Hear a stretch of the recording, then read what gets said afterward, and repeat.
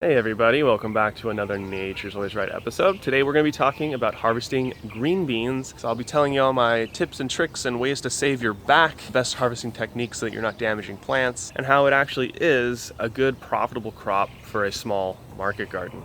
So let's take a look at my bean succession here, and I just want to show you guys kind of the difference between each bed and how I'm strategizing picking these. So this bed was planted first. And then about 1 week later, this bed was planted. And then I believe 2 weeks later, this bed was planted. Now this one, this is the second week of picking it. These are Provider bush beans, green beans, stringless. And they will pump fruit out for about 2 weeks and they're basically done. If you have a home garden, you can let them go longer. But if you're growing them for production, I wouldn't let them sit any more than 2 weeks just because their production drops off and now it's costing you money to sit here. So this is going to be the last pick. It's Wednesday, my market's on Friday, so I'll be selling all of that. I picked 10.5 pounds from this bed. I've probably got at least 30 pounds off this one bed. So, you know, within 50 to 60 days, you can get 150 bucks off of a bed. Green beans help to improve the soil structure, increase nitrogen content in the soil. So it's kind of a soil conditioner as well. And then you can make a quick little summer profit off of it as well. So it's another decent crop for small scale market gardening. I wouldn't want to pay someone to pick these because then all my profitability would go away. Okay, so if you look at these, you're seeing here's a couple little babies on here. I just came through and picked all this. This is all that's left. They're putting off a few more babies, but you'll notice there's no more blossoms or new flowers. So all the fruit that's on here is set, and that's all that we're ever gonna get. So once I pick this on Friday, I have a Sunday market as well, but I probably won't keep this around. I'll just take the bed out because I have some fresh lettuce that I'm going to transplant that I'll be putting in here. That bed's basically done. So here's a bed that I'm doing my first pick on today, and you'll get to see all the different stages here. So here's the flowers. That's the first stage before they've been pollinated and have fruit. Okay, these guys are right after pollination and bearing fruit. That's how they start out. Okay, so then you've got a bunch of different sizes. And this is just what happens. So you have to pick these every 2-3 days, usually. If they're just really pumping hard, you almost have to pick them every day. Otherwise, they can get too big and bulbous, and then they don't taste very good or have a nice texture. But here's a nice green bean. You can see that it's very smooth. Here's an example of the bean starting to get more bulbous. If I let this go for like 2 more days, it would be inedible. I bet this could go for 1 more day and still be pretty edible. The beans are getting bulbous because it's going to seed. And if you let these plants sit here after they've produced all their fruit, like if I just let all the fruit sit on this, these will all bulb out and then become beans. And I've actually saved seeds on these a couple times, and the bean bed I just put right here are from the seeds that I saved from last year. So it's really easy to save them and collect them. So if you got a home garden, it's kind of a fun thing to do. So as I'm picking, I'm going through and I'm just getting these biggest ones that I know have to be gone today. This guy is going to be able to grow a few more days, and I actually want it to be bigger, so it'll weigh more and just be a better bean. You know, usually the smaller the fruiting vegetables, the more tender and nice that they are. But for me on the Provider bush bean, something like this size is, 90% as good as something like this. So it's much smarter for me to let them get a little bit bigger and harvest them when they are the perfect size. So I'll come through here and I'll pick these. And then all these smaller guys are going to regenerate and get bigger, and then I'll be able to pick again for my Sunday market. Now, here's the bed that hasn't started to flower yet, but it is about to. And then right there, you can see the beginning of a flower bud starting out there. And then that'll start. So, you got 50 to 60 days on these guys, and they're really easy to grow. I've got 2 rows here that just go down. So I've got a row planted here and here. And what ends up happening is the 2 rows just rest on each other and they don't fall over. A couple will fall into the pathway, but it's really easy just to put them back up. And this way you don't need to trellis anything. So that's why when you do them this way, the beans become actually profitable, even though it does take a while to pick them and it is hard work to pick them. In my opinion, if you're doing all the work, it's profitable, and you're making a good amount of money off of the bed. So some technique tips for picking these. So, there's a couple plants all smashed together right here. They're all leaning on each other.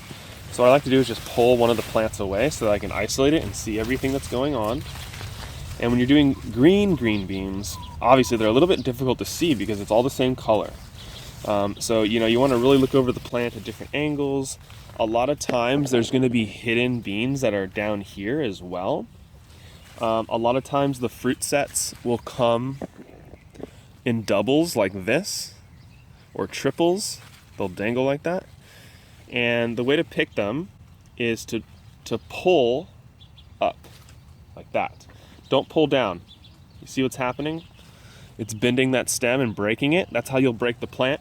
And when you're learning to harvest beans, you're gonna break a lot of plants because you're not gonna pull in the right direction so that this snaps off perfectly. So I can also pull like a group of them at a time, as long as I pull the correct direction, which is gonna be straight up.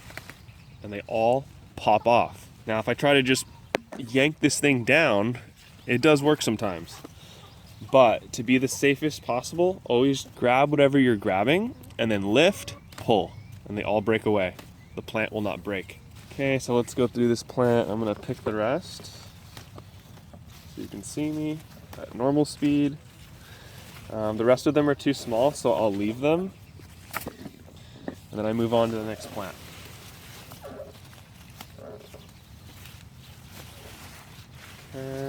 Because I have 30-inch beds, this is another advantage to a 30-inch bed. I can actually grab these beans and pull them back over to me, and I can harvest the entire bed from one side. And that's really important for my efficiency and comfort. I don't have to move very often. I can harvest a lot just from one position. As I'm going, I'm also looking at the beans a little bit, especially as the plant gets older, as the summer gets on, there's more bugs and worms, caterpillars, and they're gonna make holes like that and get in there. The caterpillar left, he's not in there, but I don't sell them like that. If I see them, I'll throw them away. So keep your eye out for that. Also, sometimes when the beans are really low, they'll sit in the dirt and get all dirty and gross, and they kind of start to rot a little bit. Watch out for those beans as well. You wouldn't want to sell those. Also, I recommend always harvesting in the morning so that the beans are very stiff and not limp. If they've been beaten down by the sun all day, even if you wait till 7 or 8 o'clock when it's cooled down a lot, they're still gonna have a little bit of limpness. And once you harvest them and put them in the fridge, they'll still have that little bit of limpness. So for the best freshness, always pick beans in the morning. And really that just goes for all vegetables, period. You should be harvesting early in the morning, and that's where they're gonna have the most moisture content as well, because they've gone through the heat of the day, they've gotten beat down, they've transpired, and overnight the plant's able to recover itself and then put more moisture back into the fruit. That's just what I've noticed. So the other thing that you absolutely must have for picking beans is a stool, some type of stool.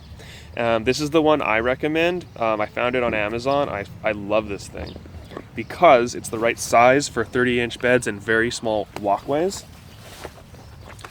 So I'm gonna put a link to the description in this thing, like I do with all the different products I use, just to share with you guys so that if you wanna try them or use them, you can. So check this out. It folds up by itself in a handle, and then it's only 8 inches wide. Which is the minimum size that you would ever want your pathways. So this thing's awesome. So it fits right in the pathway, very skinny, enough size, and then the height that it's at is perfect for picking beans. I love it. I've used a 5-gallon just Home Depot bucket before, but that sets you up too high and your back is bending over more. But with this thing when I'm picking, it's got me at a low enough level that I'm not really bending over. I'm able to keep my back really straight. So picking beans does not hurt my back, which is really cool. I'm 6 foot tall. If I was any taller than this would be quite uncomfortable. As you can see, my legs are jammed up here because I don't want to put my feet onto the bed and compact the bed. So the shorter you are, the better it would be for picking beans for sure, or just getting lower to the ground, right?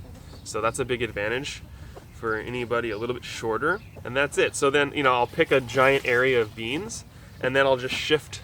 I'll just move it down and shift a couple times. And then by shifting like that, I'm not standing up and standing down.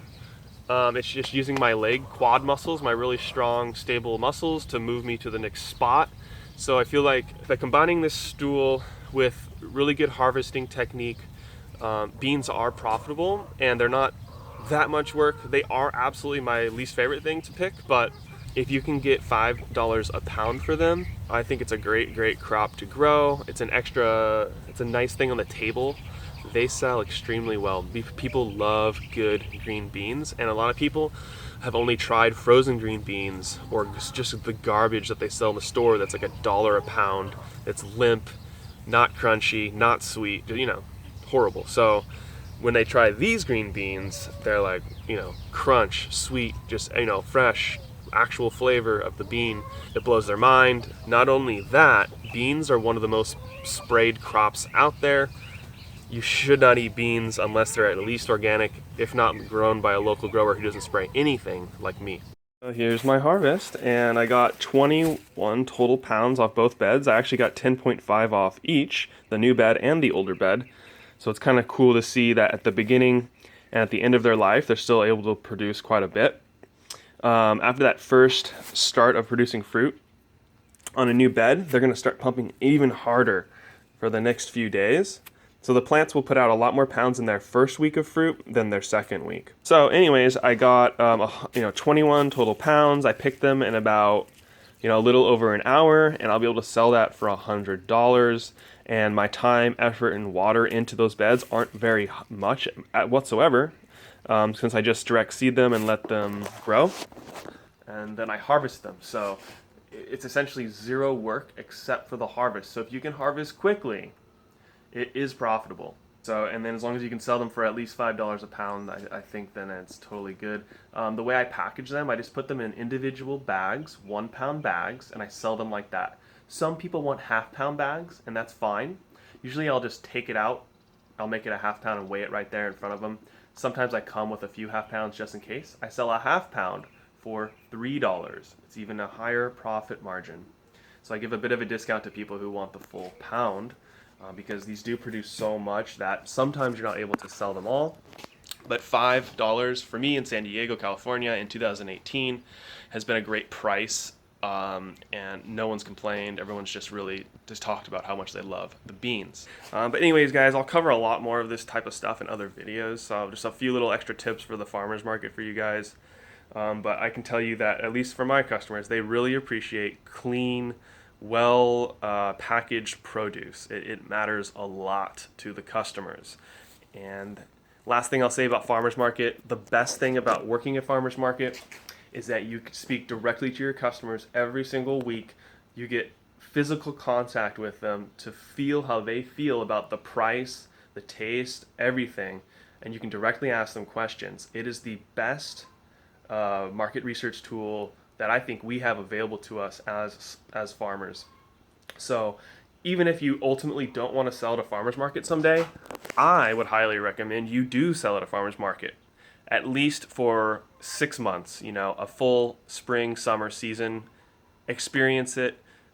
You will become a better farmer as a result of it, because you have to have very efficient systems in place, and ways of doing things that make it efficient and cost effective.